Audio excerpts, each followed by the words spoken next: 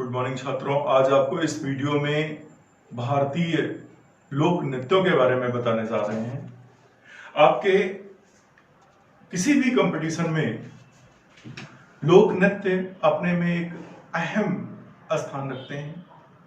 एक आधा प्रश्न, कभी कभी दो प्रश्न आपको मिल जाते हैं कि 100% आपके एग्जाम में मिलता है। छोटा सा कार्नर है, अगर इसको आसानी से हम समझ लेते हैं, याद रखते हैं, तो हमारे प्रश्न बिना सोचे समझे सही होते हैं।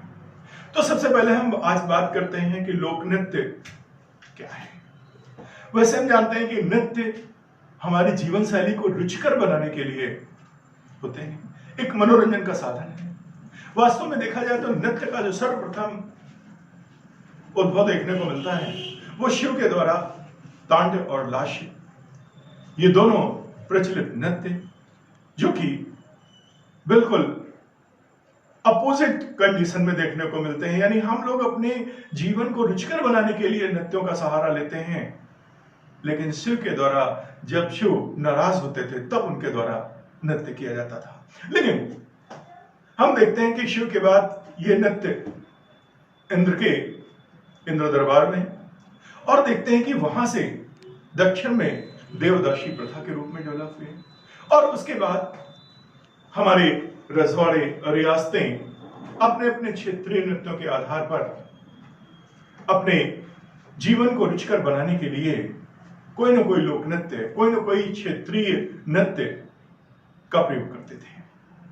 लेकिन जैसे ही हमारा देश आजाद हुआ तो हर एक प्रांत वहां के क्षेत्रीय प्रचलित प्रभाव नृत्यों में से अपने नृत्यों को अपने राजकीय नृत्यों में उनको सम्मिलित कर लिया। तो जो नृत्य है, ये नृत्य लोक नृत्य कितने प्रकार के हैं? सबसे पहले तो आपको यह पता होना चाहिए कि एक शास्त्रीय लोक नृत्य है और दूसरे अर्ध शास्त्रीय लोक नृत्य हैं और तीसरे क्षेत्रीय लोक नृत्य हैं।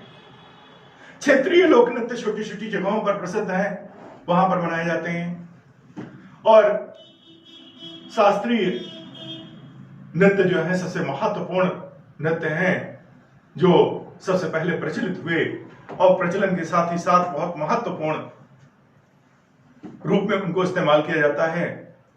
शास्त्रीय प्रक्रियाएं उसमें शामिल हैं, और दूसरे कुछ वो क्षेत्रीय लोक नृत्य जो वास्तव में इतना प्रचलित हुए कि शास्त्रीय नृत्यों के पास पहुंच गए। ऐसे नृत्यों को अर्धशास्त्रीय नृत्यों की संज्ञा हम देने लगे। तो सबसे पहले हम आपको बताने जा रहे हैं शास्त्रीय नृत्यों में से जो सबसे महत्वपूर्ण है। देखिए, सिविल सर्विसेज के लोगों को एक अहम जानकारी मिल रही है, वही अन्य कंपटीशन वालों को प्रॉपर जानकारी मिल रही है, जो बड़े हिसाब से अपने परीक्षाओं में अपने अंक प्राप्त कर सकते हैं। यहां पर देखेंगे, सबसे पहले हम अपने प्रदेश की बात करते हैं, कथक की बात करते हैं। तो कथक जो हमारा शास्त्रीय लोक नृत्य है, भारत का सबसे विख्यात है और वो उत्तर प्रदेश का है। देखा जाए तो ये जो कथक नृत्य है, इसको सबसे पहले हमारे मुस्लिम शासकों ने इसको संरक्षण दिया, जिसमें वाजिद अली शाह, अवध के नवाब, उनका अत्यधिक उल्लेखनीय योगदान है। यही नहीं, उनका संरक्षण ही नहीं, आपके अवध के नवाब वाजिद अली शाह कुशल कथक नृत्यांगना का रोल भी अदा किया है। कुशल नृत्यक थे कथक के। इसके साथ साथ जो हमारा कथक है वो दो शैलियों में आया। जयपुर शैली जो राजपूतों का प्रभाव देखने को मिलता है, और दूसरा लखनऊ शैली जिसमें मुस्लिम प्रभाव देखने को मिलता है। और इसके 7 खंड हैं। इससे संबंधित व्यक्ति जैसे बिरजू महाराज, लक्ष्मण महाराज, सितारा देवी, दमयंती जोशी, गोपी कृष्ण, अच्छन महाराज, लच्छू महाराज, जिनको हम बैजनाथ मिश्र के नाम से भी जानते हैं। इस तरह के प्रश्न आपको मिल सकते हैं। पुष्पा डोंगरा और नंदिनी सिंह, रोहिणी भाटे आदि ये हमारे कथक के चर्चित व्यक्ति हैं। आपको इस तरह से प्रश्न भी मिल सकते हैं कि ये किससे संबंधित रहे।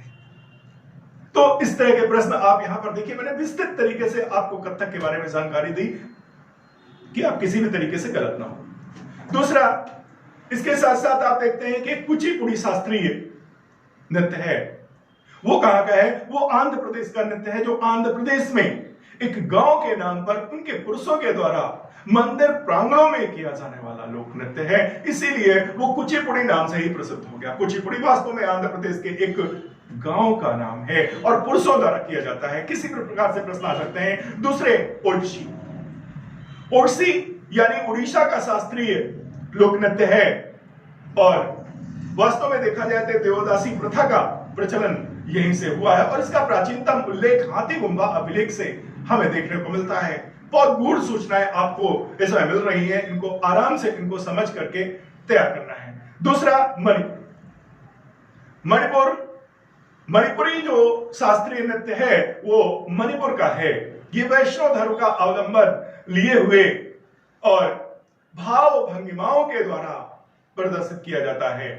और उसके बाद आता है कथकली। कथकली यानी केरल का है, जो योद्धा जनजाति के द्वारा नृत्य किया जाता है। ये हमारे हो गए शास्त्रीय नृत्य। अब अर्थशास्त्रीय नृत्य में कुछ महत्वपूर्ण है केरल के, इसीलिए मैंने शास्त्रीय संगीत का जो कथकली है उसको मैंने लास्ट में रखा है कि इसी के साथ अर्थशास्त्रीय जोड़ करके आपको केरल से लेकर के आपको बाहर निकलेंगे। यानी इसमें सबसे पहले आप देखते हैं चक्यार कुंतु।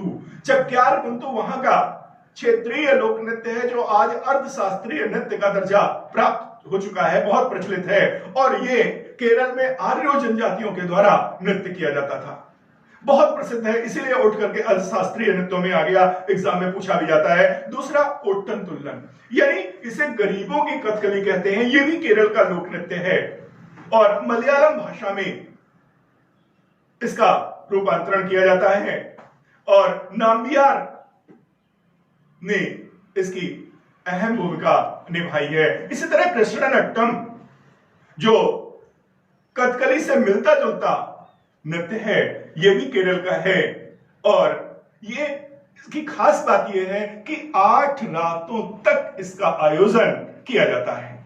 दूसरा, कुडियट्टम।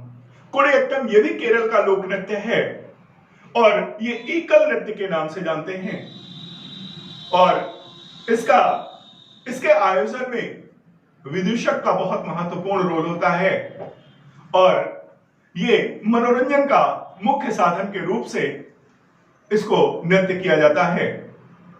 इस तरीके से ये हमारा अर्थशास्त्रीय लोक नृत्य जो अभी तक मैंने बताए, ये 5 के 5 चाक्यार कुंतु, कुडियट्टम, कृष्णनट्टम, मोहिनीअट्टम के साथ साथ आप देखते हैं कि यक्षगान कर्नाटक से संबंध रखता है और इसमें भी विदूषक की अहम भूमिका होती है और गीत को इसकी आत्मा कहा गया है और ये 400 वर्षों से प्रचलित है।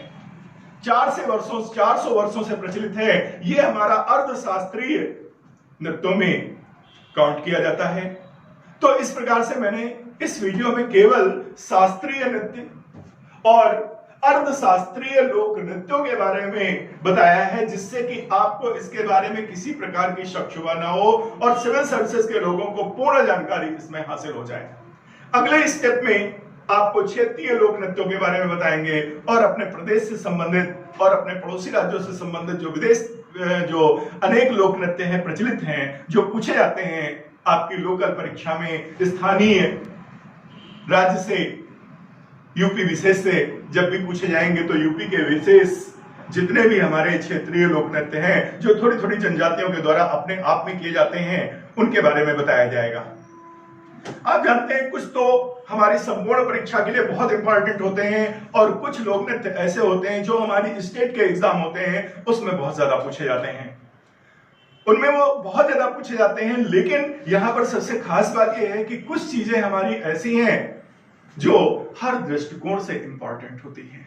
यानी सिविल का एग्जाम देने वाले बंदे को, उस उम्मीदवार को हर तरीके से उसकी जड़ तक जाना होगा, इसका क्या अभिप्राय है, क्यों मनाया जाता है। इसीलिए मैंने सारा शास्त्रीय संगीत, लोक नृत्य जितने भी हैं उनके बारे में पूरा बताना मैंने उचित समझा, उसी तरीके से आपको बताने का प्रयास किया। और इसको आप जब एक दो बार अच्छे से सुनेंगे और उसके बाद अपनी कॉपी में नोट करेंगे तो आप समझ सकते हैं कि इससे संबंधित कोई भी प्रश्न आपकी परीक्षा से बाहर नहीं होगा। बाकी जो बचा हुआ क्षेत्रीय लोक नृत्य हैं उनके बारे में आपको अगले वीडियो में बताया जाएगा। धन्यवाद।